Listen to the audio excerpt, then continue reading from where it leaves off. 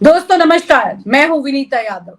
हाल ही में बजट पेश हुआ 2024 का, जिसके बाद दुनिया भर की प्रतिक्रियाएं। बात सामने ये भी आने लगी कि ये बजट जो है ये सिर्फ नाउम्मीद का बजट है।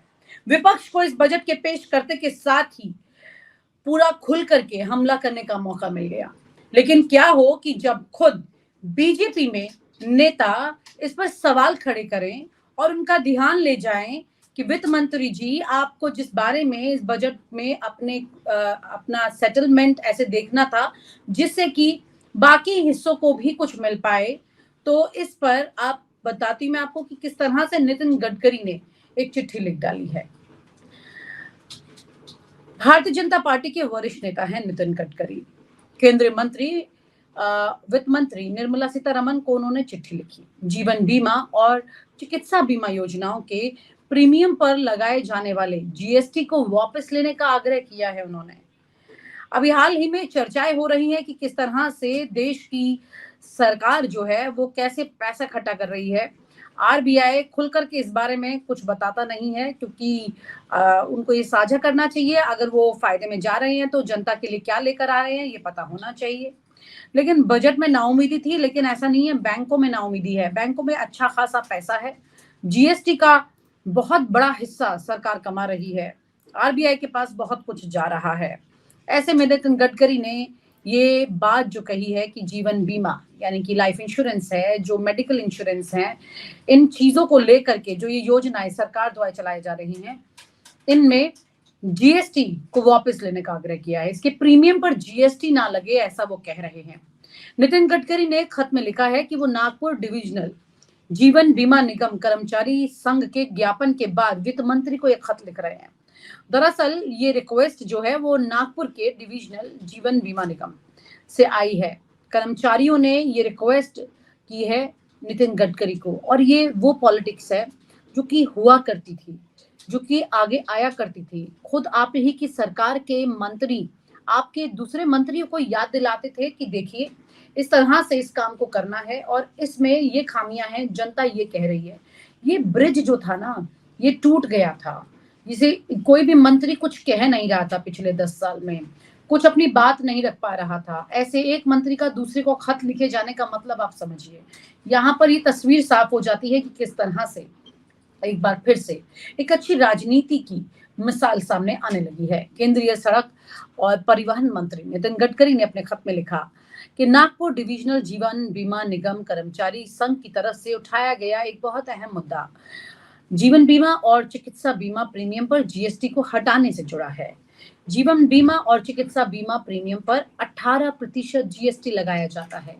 जीवन बीमा प्रीमियम पर जीएसटी लगाना जीवन की अनिश्चितताओं पर कर लगाने जैसा है। यानी कि उन्होंने साफ ये कहना है, उनका ये कहना है कि जीवन के पर एक ऐसा कर लगाने जैसा है जो कि कभी भी किसी परिस्थिति में आपके सामने आपको नुकसान करने के लिए आ रहा है, आपके लिए कुछ फायदा नहीं है। उन्होंने इसमें आगे ये भी लिखा है कि कर्मचारी संघ का मानना है कि जो शख्स अपने परिवार को सुरक्षा देने के खातिर जिंदगी की अनिश्चितताओं को जोखिम से कवर कर रहा है, उस पर जोखिम के खिलाफ कवर खरीदने के लिए दिए गए प्रीमियम पर टैक्स नहीं लगाया जाना चाहिए।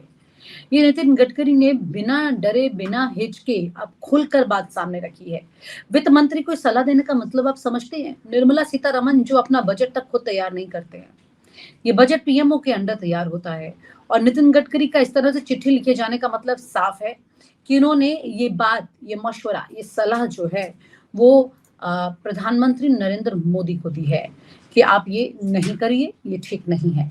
गडकरी के मुताबिक कर्मचारी संघ ने आगे कहा है कि इसी तरह चिकित्सा बीमा प्रीमियम पर 18% जीएसटी इस व्यापार की बढ़ोतरी के लिए बाधा साबित हो रहा है, जबकि ये व्यापार सामाजिक रूप से बहुत जरूरी है। इसलिए कर्मचारी संघ ने उपरोक्त से जीएसटी को वापस लेने का आग्रह किया है। नितिन गडकरी के मुताबिक उनसे मुलाकात के दौरान कर्मचारी संघ ने जीवन बीमा के जरिए इस बचत को अलग अलग तरीके से देखने की बात कही है। स्वास्थ्य बीमा प्रीमियम के लिए इनकम टैक्स कटौती की फिर शुरुआत किए जाने और सार्वजनिक व सामान्य बीमा कंपनियों के एकीकरण से जुड़े मुद्दे भी उठाए हैं उन्होंने। निर्मला सीतारमन को लिखे इस खत में नितिन गडकरी ने आगे लिखा है कि जो मैंने कहा है इसके मद्देनजर आपसे अनुरोध है कि जीवन बीमा, लाइफ इंश्योरेंस और मेडिकल इंश्योरेंस पर जो प्रीमियम पर जीएसटी है उसे आप हटा दीजिए।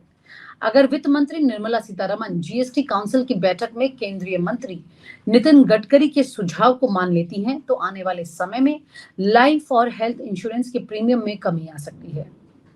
अब बड़ा सवाल यहाँ पर यह है कि जिस चीज का जिक्र यहाँ हो रहा है, जो बात यहाँ हो रही है कि किस तरह से ये परिस्थितियां सामने हैं कि आपके एक मंत्री, वरिष्ठ मंत्री आपको ये सुझाव दे रहे हैं। बड़ा सवाल ये है कि पीएम मोदी ने क्या इनसे ये सुझाव बजट बनाने से पहले नहीं लिए? एक आपसी सहभागिता के साथ में तमाम मंत्रियों से बात करने के बाद में बजट की पूरी पटकथा तैयार की जाती है। किस तरह से, कब और कैसे, पैसा कहाँ, कितना, किस सेक्टर में लगाना है, आम जनता को कैसे राहत देनी है, इसके लिए तमाम मंत्रियों से बात की जाती है और वो मंत्री ये बताते हैं कि किस तरह आपको जनता को राहत देनी है। लेकिन सवाल ये उठता है कि शायद यहाँ पर इस पूरी परिस्थिति में ये इस बात को किसी भी तरह से इनसे ना पूछा गया है, ना इनसे बात की गई है। बड़ा सवाल ये है कि इतने वरिष्ठ नेता के साथ आपको बजट बनाने से पहले चर्चा भी करनी चाहिए और सारे इनपुट्स भी तैयार करने चाहिए, तमाम मंत्रियों से लेने चाहिए। लेकिन अभी भी शायद मोदी सरकार जो है वो अंदर ही अंदर सिर्फ एकला चलो की नीति पर चलने की कोशिश कर रही है, क्योंकि उनको इसकी आदत पड़ चुकी है। उन्हें शायद इसमें कुछ भी गलत नहीं दिख रहा होगा, लेकिन बड़ी परेशानी ये है कि ये गलत है, क्योंकि नितिन गडकरी जिस बारे में बात कर रहे हैं, जो राहत देने के लिए लोगों के लिए बात कर रहे हैं, उसी तरह से बजट तैयार किया जाता है। मंत्री को अपनी तरफ से ये तमाम तरह की सलाह मशवरा देना होता है, बात बतानी होती है। सवाल ये उठता है कि क्या वाकई में नितिन गडकरी की इस सलाह को पीएमओ तक जाने के बाद में इसमें चीजें बदलेंगी या नहीं बदलेंगी? क्या नितिन गडकरी की सलाह को पीएम मोदी इस अच्छे बदलाव के साथ सामने रख सकते हैं? तो उसके बाद लाइफ इंश्योरेंस और मेडिकल इंश्योरेंस के प्रीमियम पर लगने वाला 18% जीएसटी हट जाएगा, उसे हटा दिया जाएगा। और ये दोनों चीजें बहुत जरूरी हैं, लाइफ इंश्योरेंस और मेडिकल इंश्योरेंस। अगर इस पर भी सरकार उस वक्त पैसा ले रही है, वसूल रही है, जब सरकार को अच्छा खासा फायदा हो रहा है, तमाम बैंक मुनाफे में चल रहे हैं, आरबीआई के पास खूब पैसा आ रहा है, अब तो सरकार जीएसटी के आंकड़ों तक को साझा नहीं कर रही है आपके साथ, क्योंकि जीएसटी से अच्छा खासा फायदा हुआ है। पहले 2 साल के बाद से लगातार सरकार को जीएसटी से फायदा हो रहा है। सवाल ये उठता है कि जीएसटी से आने वाला इतना बड़ा फंड, इलेक्टोरल बॉन्ड से आने वाले इतने सारे फंड किस तरह से बीजेपी को मुनाफा देते जा रहे हैं और बीजेपी के द्वारा कुछ खास लोगों को मुनाफा दे रहे हैं। ये पैसा किस साइकिल के साथ किसके पास पहुंच रहा है, ये बहुत बड़ा सवाल है। ये आपको और हमें समझना होगा। आपकी और हमारी पॉकेट में लाइफ इंश्योरेंस और मेडिकल इंश्योरेंस के प्रीमियम पर भी लगने वाला जीएसटी अगर हट जाता है तो इससे सरकार को कितना नुकसान हो सकता है, क्योंकि इस वक्त उनको नुकसान तो इसलिए नहीं हो सकता है क्योंकि सरकार के पास अच्छी खासी बचत है। सवाल ये उठता है कि अगर सरकार के पास बचत है तो वो बचत जा कहाँ रही है, वो किस में लग रही है? क्योंकि इस बार बजट में भी कई सवाल उठे हैं।